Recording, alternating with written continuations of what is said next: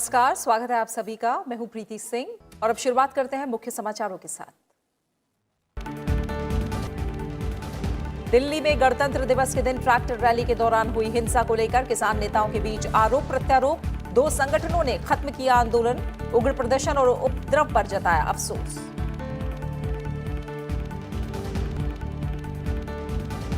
दिल्ली में हुई हिंसा के बाद केंद्रीय गृह मंत्री ने उच्च स्तरीय बैठक में की स्थिति की समीक्षा। संस्कृति मंत्री प्रहलाद सिंह पटेल ने लाल किले का दौरा कर नुकसान पर मांगी रिपोर्ट। दिल्ली पुलिस ने दर्ज की 22 एफआईआर। प्रदर्शनकारियों के हमले में 300 से अधिक पुलिसकर्मी घायल। कोविड-19 पर केंद्रीय गृह मंत्रालय के नए दिशा निर्देश। कंटेनमेंट जोन के बाहर सभी गतिविधियों को छूट। किसी भी राज्य में आने जाने के लिए अलग से नहीं लेनी होगी अनुमति। खेल, मनोरंजन, शैक्षिक और सांस्कृतिक गतिविधियों पर 50% की पाबंदी हटाने का भी फैसला।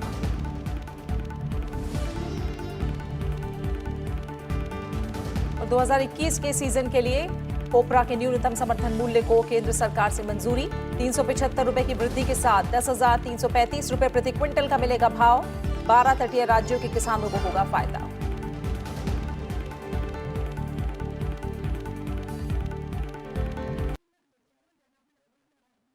गणतंत्र दिवस पर निकाली गई किसान ट्रैक्टर रैली के दौरान हिंसा के बाद किसान आंदोलन में फूट पड़ गई है। मंगलवार को प्रदर्शनकारी किसानों के उत्पात के बाद दो संगठनों ने दिल्ली बॉर्डर पर जारी किसानों के आंदोलन से अलग होने का फैसला लिया और इस समय दिल्ली पुलिस कमिश्नर एक लाइव प्रेस कॉन्फ्रेंस कर रहे हैं। ये आपको सीधा लिए चलते हैं। इन सब पुलिस एक्शन में पुलिस ने संयम बरता। पुलिस के पास सभी ऑप्शंस थे, लेकिन पुलिस ने संयम का रास्ता चुना। पुलिस ने संयम का रास्ता इसलिए चुना कि हम जो जान माल की नुकसान नहीं चाहते थे, जो लॉस ऑफ लाइफ होना था उसको उससे हम वो रास्ता न चुन करके हमने संयम का रास्ता लिया। और ये हमारी और उनके बीच में एग्रीमेंट थी। हम जिम्मेवार रहे हैं और हम अपनी बड़े जिम्मेवारी के साथ जो एग्रीमेंट के हिसाब से हम पीसफुल रैली करवाना चाहते थे। ये जो वायलेंस हुई है वो टर्म्स एंड कंडीशंस को फॉलो नहीं करने की वजह से सब हुई है। इन सब जो वायलेंस हुई है इनमें सभी किसान लीडर्स भी शामिल रहे हैं। कुल मिलाकर के 394 पुलिसकर्मी घायल हुए हैं। इनमें से कुछ अभी भी हॉस्पिटल्स में एडमिट हैं और जैसा हमें जानकारी है इसमें कुछ आईसीयू में भी हैं। इसमें प्रॉपर्टी डैमेज हुआ है। पुलिस की 428 barricade, 8 tyre killers, 2 DFMD, 4 X-ray machine, 4 steel gate, window glasses, grills वगैरह 30 पुलिस की गाड़ियां, जिसमें 2 पीसीआर वैन भी हैं और एक पुलिस जिप्सी भी है, 6 कंटेनर्स जिसको इस्तेमाल किया गया था रास्ता रोकने के लिए, और डंपर्स, ये सब सारे डैमेज हुए हैं। पुलिस ने इस दौरान, जैसा कि मैंने कहा, बहुत ही रेस्ट्रेंट का इस्तेमाल किया है, संयम बरता है। इसमें हम लोगों ने टीयर गैस का इस्तेमाल किया क्राउड को कंट्रोल करने के लिए।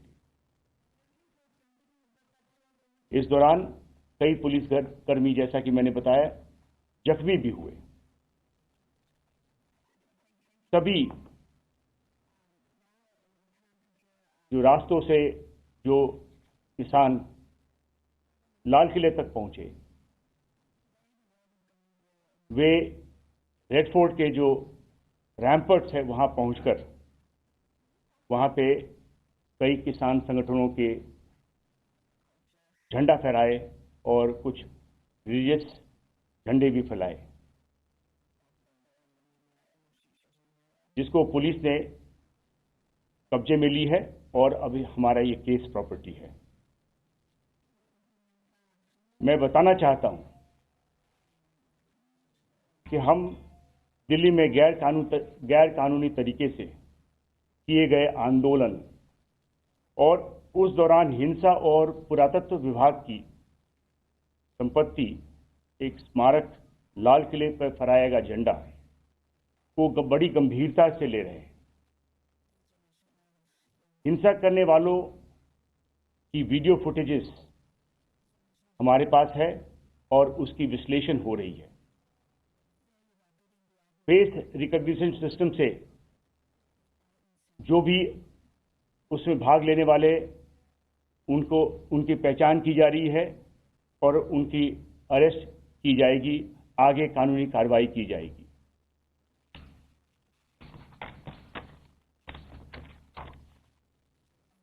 अब तक दिल्ली पुलिस 25 से ज़्यादा क्रिमिनल केस रजिस्टर किया है और जैसा कि मैंने बताया है कि सीसीटीवी और वीडियो फुटेज से हम फेशियल रिकॉग्निशन सिस्टम से पहचान की जा रही है। एक चीज सबको बतलाना चाहता हूं कि कोई भी कल्प्रिट जिसकी पहचान होती है और जिसकी शमूलियत पाई जाती है उसको छोड़ा नहीं जाएगा। दिल्ली पुलिस कमिश्नर की प्रेस कॉन्फ्रेंस देख रहे थे आप। इस बीच आपको बता दें कि किसानों की ट्रैक्टर रैली के दिल्ली में हिंसक होने के एक दिन बाद आज केंद्रीय गृह मंत्री अमित शाह ने सुरक्षा स्थिति और शहर में शांति सुनिश्चित करने के लिए किए गए उपायों का जायजा लिया। बैठक में गृह सचिव अजय भल्ला और गृह मंत्रालय और दिल्ली पुलिस के वरिष्ठ अधिकारी शामिल हुए। गृह मंत्रालय के अधिकारियों के मुताबिक गृह मंत्री अमित शाह ने दिल्ली में कानून और व्यवस्था की स्थिति की समीक्षा की, जिसमें मंगलवार को किसानों की ट्रैक्टर रैली के दौरान दिल्ली एनसीआर में हिंसा देखी गई। राजधानी दिल्ली में शांति सुनिश्चित करने के लिए उठाए गए कदमों के बारे में भी अमित शाह को जानकारी दी गई। केंद्र सरकार ने कानून व्यवस्था के मुद्दे पर दिल्ली पुलिस के सहयोग के लिए 4,500 अर्धसैनिक बल कर्मियों को पहले ही तैनात कर चुकी है।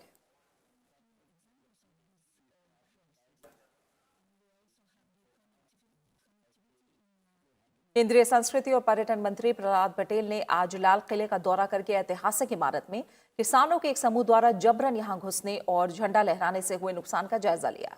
उन्होंने अधिकारियों से स्थिति की रिपोर्ट बनाकर गृह मंत्रालय को भेजने के आदेश दिए हैं। साथ ही अधिकारियों से इस संबंध में एफआईआर दर्ज करने को भी कहा है। उनके साथ संस्कृति मंत्रालय के सचिव और भारतीय पुरातत्व सर्वेक्षण के महानिदेशक मौजूद थे। पर्यटन मंत्री के दौरे के दौरान मेटल डिटेक्टर गेट और टिकट काउंटर में की गई तोड़फोड़ को भी देखा जा सकता था। इसके अलावा लाल किले परिसर में कांच के टुकड़े बिखरे हुए थे। पर्यटन मंत्री ने प्रदर्शनकारी किसानों की हरकत की निंदा की थी जो लाल किले में दाखिल हो गए थे। उन्होंने कहा था कि इससे भारतीय लोकतंत्र की मर्यादा के प्रतीक का अपमान हुआ है। दिल्ली में एएसआई संरक्षित 173 स्मारक हैं। इनमें यूनेस्को विश्व विरासत सूची में शामिल लाल किला भी है।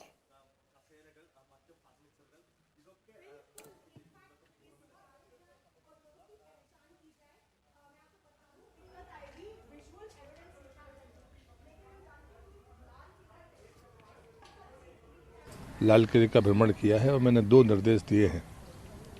तत्काल रिपोर्ट बनाई जाए और वो गृह मंत्रालय को सौंपी जाए, और दूसरा कि एफआईआर तत्काल हो, क्योंकि एएसआई के इस मॉन्यूमेंट में लेयर्स हैं हमारे अपने कैटेगरी के हिसाब से।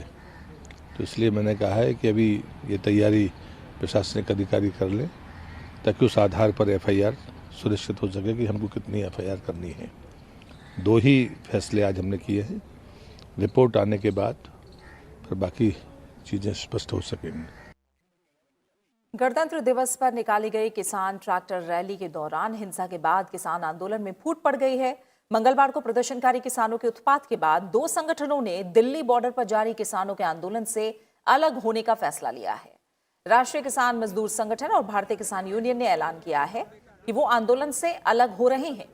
राष्ट्रीय किसान मजदूर संगठन के नेता वीएम सिंह ने भारतीय किसान यूनियन के नेता राकेश टिकैत पर गंभीर आरोप लगाए हैं। उन्होंने कहा कि वो अब इस आंदोलन से अलग हो रहे हैं। साथ ही उनके संगठन को कोई भी व्यक्ति अब इस आंदोलन का हिस्सा नहीं होगा। उन्होंने कहा कि हम अपना आंदोलन यहीं खत्म करते हैं, हमारा संगठन इस आंदोलन से अलग है। उधर भारतीय किसान यूनियन के राष्ट्रीय अध्यक्ष भानु प्रताप सिंह ने भी खुद को आंदोलन से अलग करने का ऐलान किया है। उन्होंने दिल्ली में हुई घटना पर दुख जताते हुए इसका ऐलान किया। हम ना शहीद कराने आए हैं ना पिटवाने आए हैं लोगों को यहाँ पर। मैंने पहले भी कहा था 2 अक्टूबर 2018 की इसका जो थे ये फिर से वापस रिपीट नहीं होना चाहिए जो रिपीट हुआ है। उन लोगों के साथ आज हम बैठ के आगे आंदोलन नहीं चला सकते जिनकी दिशा अलग हो, जिनकी दिशा अपनी हो, मुद्दों के साथ ना हो। मुझे बता देना, राकेश टिकैत 5-6 मीटिंगों में गए, उन्होंने उत्तर प्रदेश के गन्ना किसानों की बात एक बार भी उठाई? रेट की उठाई, पुरानी पेमेंट की उठाई, 1.5 गुना लागत के दाम में कॉन्ट्रैक्ट फार्मिंग में उठाई? किस चीज में उठाई? धान का रेट की बात करी? किसकी बात करी? और हम केवल यहां से सपोर्ट देते रहे और वहां पर कोई नेता बनते रहे, वो हमारा काम नहीं है। आज बड़े दर्द के साथ मैं कहना चाहता हूं, आंदोलन खड़ा करने का काम 26-27 में दिल्ली लाने का काम वीएम सिंह का था, पर इसलिए नहीं आए थे कि देश को, अपने आप को 26 जनवरी को सबको बदनाम करने का काम हमने किया, इसलिए हम नहीं आए थे यहाँ पर। हम आए हैं केवल और केवल अपने, जब वापस जाएं धान का पूरा रेट मिले, गन्ने का पूरा रेट मिले, हमारा ब्याज मिले और हम पे एक भी केस ना लगे घर जाने के बाद। हमारा निर्णय स्पष्ट है। वीएम सिंह राष्ट्रीय किसान मजदूर संगठन इस आंदोलन को यहीं पर ही अलविदा। हमने ये घोषणा की है कि हम कल के कुकर्मों की वजह से जिन लोगों ने लाल किले पर दूसरा झंडा फहराया उनका विरोध करते हैं, जिन लोगों ने पुलिस को मारा उनका विरोध करते हैं, जिन्होंने उद्दंडता की उनका विरोध करते हैं, इस दुखी से दुखी हैं। इसलिए आज अपने इस धरने को समाप्त करते हैं और भारतीय किसानों भानु पूरे देश के किसानों के साथ हम सक्षम हैं। किसानों के हित में लड़ाई लड़ती रहेंगे। केंद्र सरकार ने नारियल किसानों को तोहफा दिया है। प्रधानमंत्री नरेंद्र मोदी की अगुवाई में बुधवार को केंद्रीय कैबिनेट की बैठक हुई। केंद्रीय मंत्री प्रकाश जावड़ेकर ने जानकारी दी है कि कोपरा यानी सूखा नारियल की एमएसपी में 375 रुपए प्रति क्विंटल की बढ़ोतरी की गई है, जिसे बढ़ाकर 10,335 रुपए कर दिया गया है। बाल कोपरा की लागत मूल्य पर भी 55% की बढ़ोतरी की गई है। फैसले से समुद्र के किनारे 12 राज्यों के नारियल उत्पादक किसानों को लाभ होगा। बाल कोपरा होता है और उसको 10,600 रुपए देने का फैसला हुआ है। 300 रुपए एमएसपी बढ़ाया है। इसका भी लागत मूल्य 6,805 है और इसमें 55% वृद्धि है। इससे लाखों कोपरा उत्पादकों को, खासकर सागर किनारे 12 राज्य है तो उसमें जो कोपरा उत्पादक है उन सबको बहुत अच्छा फायदा होगा। दावोस में चल रहे वर्ल्ड इकोनॉमिक फोरम को प्रधानमंत्री नरेंद्र मोदी कल यानी गुरुवार को संबोधित करेंगे। वर्चुअल माध्यम से प्रधानमंत्री नरेंद्र मोदी चौथी औद्योगिक क्रांति, मानवता के हित में तकनीक का उपयोग विषय पर भाषण देंगे। भाषण के बाद प्रधानमंत्री फोरम में मौजूद उद्योगपतियों के साथ संवाद भी करेंगे। इस सम्मेलन में दुनिया भर के तकरीबन 400 उद्योगपति और कई देशों के प्रमुख शामिल हो रहे हैं। आज सम्मेलन में खाद्य संबंधी चर्चा में कृषि मंत्री नरेंद्र सिंह तोमर ने हिस्सा लिया। प्रधानमंत्री नरेंद्र मोदी गुरुवार भारतीय समय के अनुसार करीब 5:30 बजे वर्ल्ड इकोनॉमिक फोरम को संबोधित करेंगे। 25 जनवरी से शुरू होकर यह सम्मेलन 29 जनवरी तक चलेगा। सम्मेलन को रूस के राष्ट्रपति व्लादिमीर पुतिन और चीन के राष्ट्रपति शी जिनपिंग समेत विश्व के कई नेता संबोधित कर चुके हैं। दुनिया में कोविड-19 महामारी के बाद वर्ल्ड इकोनॉमिक फोरम का यह पहला सम्मेलन है। खास तौर पर इस सम्मेलन की विषय वस्तु कोविड महामारी और उसके बाद आर्थिक निर्माण के इर्द गिर्द केंद्रित है। इसकी थीम है द ग्रेट रीसेट।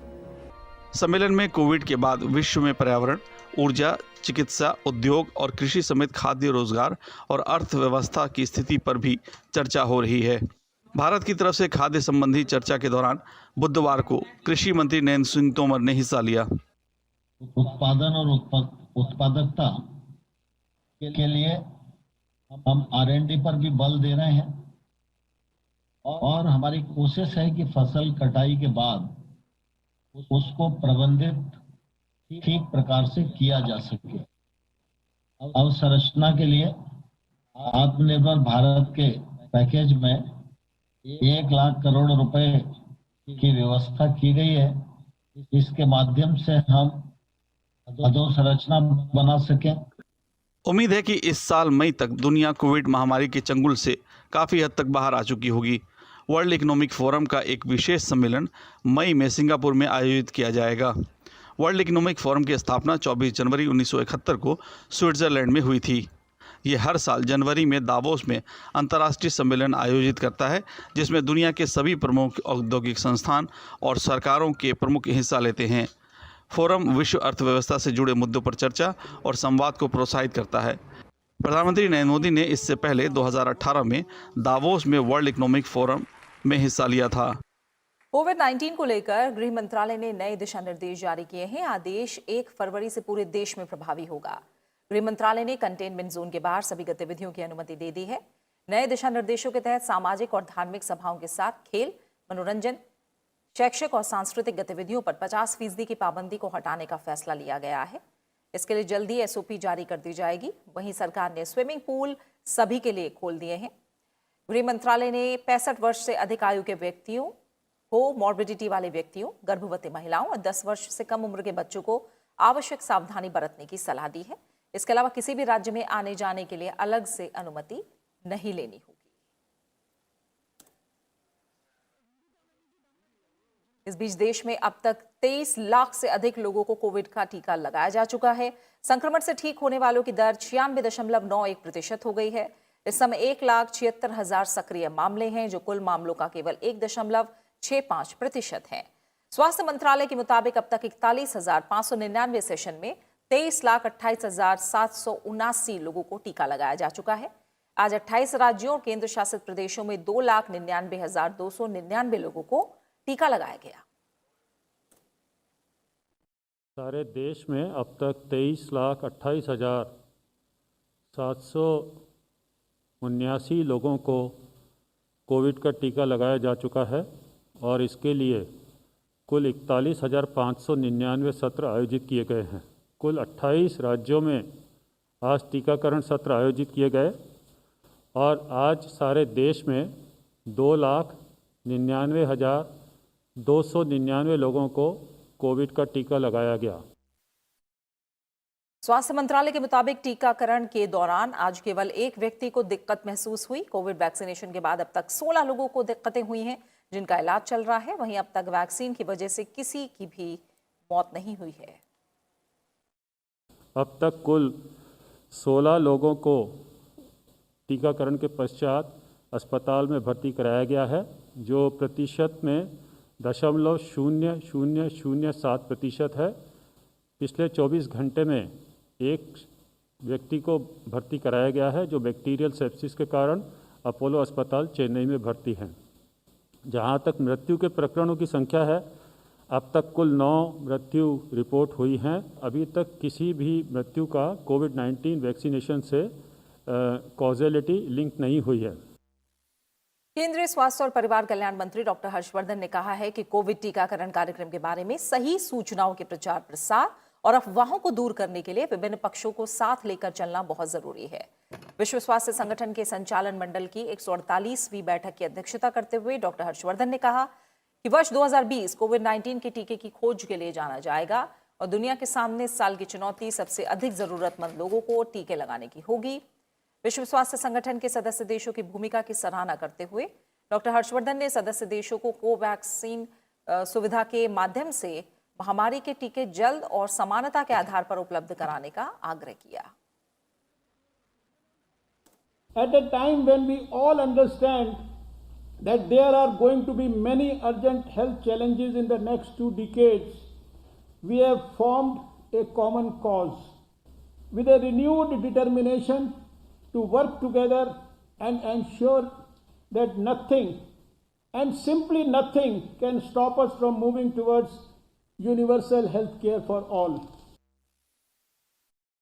तमिलनाडु के मुख्यमंत्री के पलनीसामी ने आज पूर्व मुख्यमंत्री जे जयललिता के लिए बनाए गए एक भव्य स्मारक का उद्घाटन किया। फीनिक्स के आकार के स्मारक के उद्घाटन कार्यक्रम में उप मुख्यमंत्री ओ पनीरसेल्वम, स्पीकर पी धनपाल समेत कई गणमान्य लोगों ने हिस्सा लिया। जयललिता का स्मारक पूर्व मुख्यमंत्री एमजी रामचंद्रन के स्मारक के ठीक पीछे है।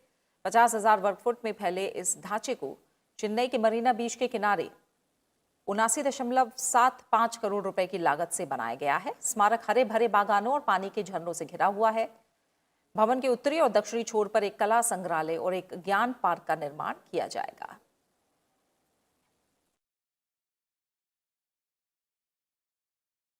भारतीय वायुसेना को और शक्तिशाली बनाने के लिए आज 3 और राफेल लड़ाकू विमान ने फ्रांस से भारत के लिए उड़ान भर दी है।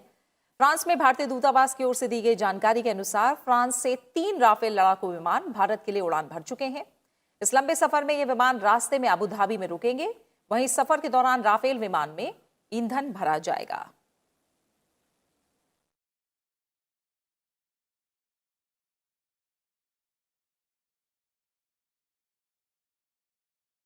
और इसी के साथ फिलहाल इस बुलेटिन में इतना ही, लेकिन चलते चलते एक बार फिर आपसे अपील। कोरोना महामारी के खिलाफ पूरा देश एकजुट होकर लड़ रहा है। आप भी हमारे साथ सुरक्षा और बचाव के एहतियाती उपायों का संकल्प लें। अपना मास्क अच्छी तरह से पहने, 2 गज की दूरी का पालन करें, सुरक्षित दूरी बनाए रखें, साथ ही हाथों को बार बार धोएं।